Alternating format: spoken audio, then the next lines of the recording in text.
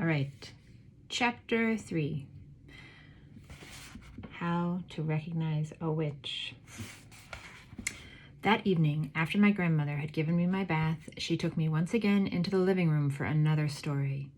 Tonight, the old woman said, I am going to tell you how to recognize a witch when you see one. Can you always be sure? I asked. No, she said, you can't.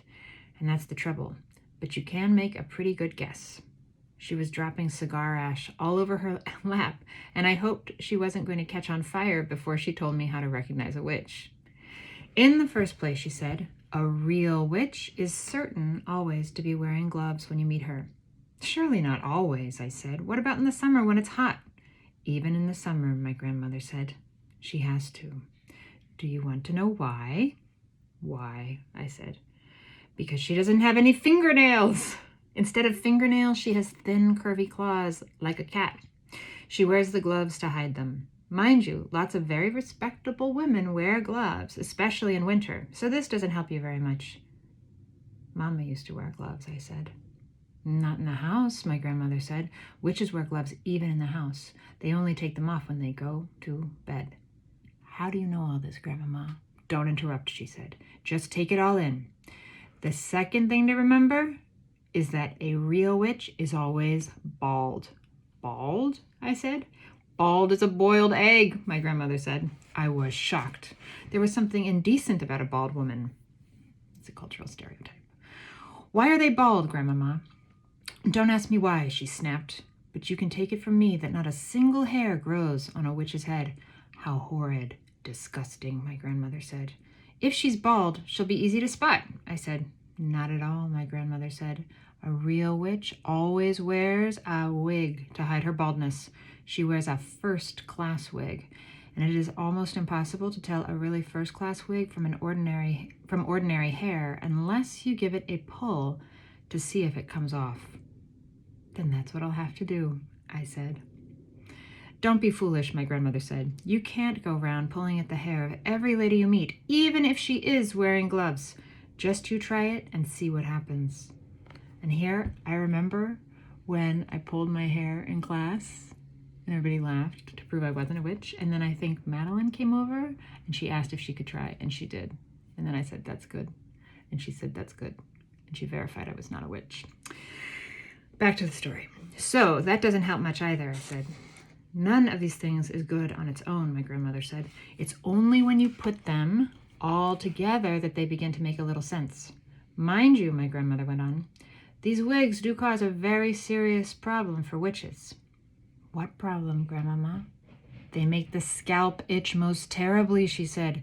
You see, when an actress wears a wig, or if you and I were to wear a wig, we would be putting it on over our own hair. But a witch has to put it straight on to her naked scalp.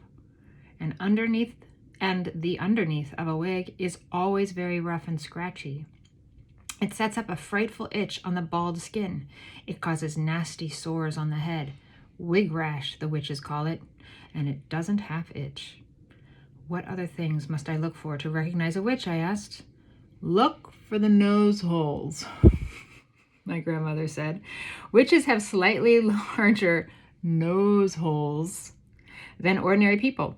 The rim of each nose hole is pink and curvy, like the rim of a certain kind of seashell. Why do they have such big nose holes, I asked. For smelling with, my grandmother said. A real witch has the most amazing powers of smell. She can actually smell out a child who is standing on the other side of the street on a pitch-black night. She couldn't smell me, I said. I've just had a bath. Oh, yes, she could, my grandmother said. The cleaner you happen to be, the more smelly you are to a witch. That can't be true, I said. An absolutely clean child gives off the most ghastly stench to a witch, my grandmother said. The dirtier you are, the less you smell. But that doesn't make sense, Grandmama. Oh, yes, it does, my grandmother said. It isn't the dirt the witch is smelling. It is you. The smell that drives a witch mad actually comes right out of your own skin. It comes oozing out of your skin in waves, and these waves, stink waves, the witches call them, go floating through the air and hit the witch right smack in her nostrils. They send her reeling. Now, wait a minute, Grandmama. Don't interrupt, she said. The point is this. When you haven't washed for a week and your skin is all covered over with dirt, then quite obviously the stink waves cannot come oozing out nearly so strongly. I shall never have a bath again, I said. Just don't have one too often, my grandmother said. Once a month is quite sensible. Once a month is quite enough for a sensible child. It was at moments like these that I loved my grandmother more than ever. Grandmama, I said, if it is a dark night, how can a witch smell the difference between a child and a grown-up? Because grown-ups don't give out stink waves, she said. Only children do that. But I don't really give out stink waves, do I? I said, I'm not giving them out at this very moment, am I? Not to me you aren't, my grandmother said. To me you are smelling like raspberries and cream, but to a witch you would be smelling absolutely disgusting. What would I be smelling of, I asked. Dog's droppings, my grandmother said. I reeled. I was stunned. Dog's droppings, I cried. I'm not smelling of dog's droppings. I don't believe it. I won't believe it. What's more, my grandmother said, speaking with a touch of relish, to a witch you'd be smelling of fresh dog's droppings. That is simply not true, I cried. I know I am not smelling of dog's droppings, stale or fresh. There's no point in arguing about it, my grandmother said. It's a fact of life. I was outraged. I simply couldn't bring myself to believe what my grandmother was telling me. So if you see a woman holding her nose as she passes you in the street, she went on, that woman could easily be a witch. I decided to change the subject.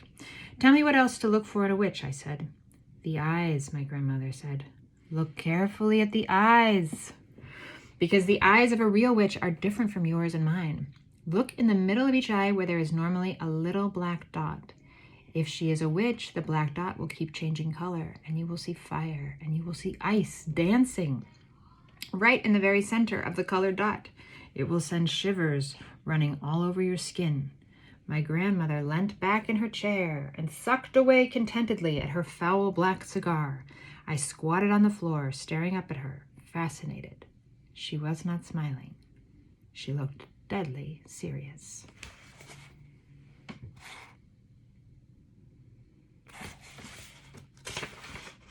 Are there other things? I asked her. Of course there are other things, my grandmother said. You don't seem to understand that witches are not actually women at all. They look like women, they talk like women, and they are able to act like women. But in actual fact, they are totally different animals. They are demons in human shape, and that is why they have claws and bald heads and funny noses and peculiar eyes, all of which they have to conceal as best they can from the rest of the world. What else is different about them, Grandmama? The feet, she said. Witches never have toes. No toes, I cried. Then what do they have? They just have feet, my grandmother said. The feet have square ends with no toes on them at all. Does that make it difficult to walk? I asked. Not at all, my grandmother said, but it does give them a problem with their shoes. All ladies like to wear small, rather pointed shoes, but a witch, whose feet are very wide and square at the ends, has the most awful job squeezing her feet into those neat little pointed shoes. Well, why doesn't she wear wide, comfy shoes with square ends? I asked. She dare not, my grandmother said. Just as she hides her baldness with a wig, she must also hide her ugly witch's feet by squeezing them into pretty shoes. Isn't that terribly uncomfortable? I asked. Extremely uncomfortable, my grandmother said, but she has to put up with it. If she's wearing ordinary shoes, it won't help me to recognize her, will it, Grandmama? I'm afraid it won't, my grandmother said. You might possibly see her limping very slightly, but only if you were watching closely. Are those the only differences then, Grandmama? There's one more, my grandmother said. Just one more. What is it, Grandmama? Their spit is blue. Blue, I cried. Not blue. Their spit can't be blue. Blue as a bilberry, she said. You don't mean it, Grandmama. Nobody can have blue spit. Witches can, she said. Is it like ink? I asked. Exactly, she said. They even use it to write with.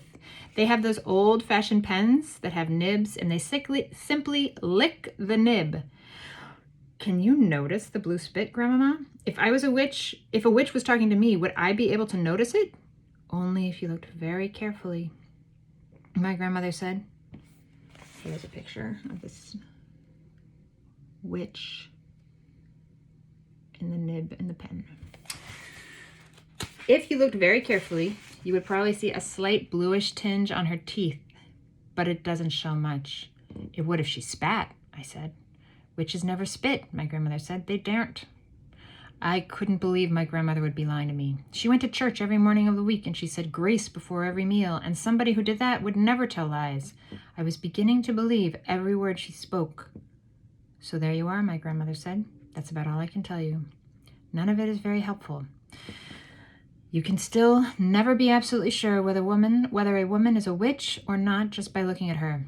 But if she is wearing gloves, if she has the large nose holes, the funny eyes, and the hair that looks as though it might be a wig, and she has a bluish tinge on her teeth, if she has all these things, then you run like mad. Grandmama, I said, when you were a little girl, did you ever meet a witch? Once, my grandmother said. Only once. What happened? I'm not going to tell you, she said. It would frighten you out of your skin and give you bad dreams. Please, please tell me, I begged. Nope, she said. Certain things are too horrible to talk about. Does it have something to do with your missing thumb? I asked. Suddenly, her old wrinkled lips shut tight as a pair of tongs, and the hand that held the cigar, which had no thumb on it, began to quiver very slightly. I waited. She didn't look at me. She didn't speak. All of a sudden, she had shut herself off completely. The conversation was finished.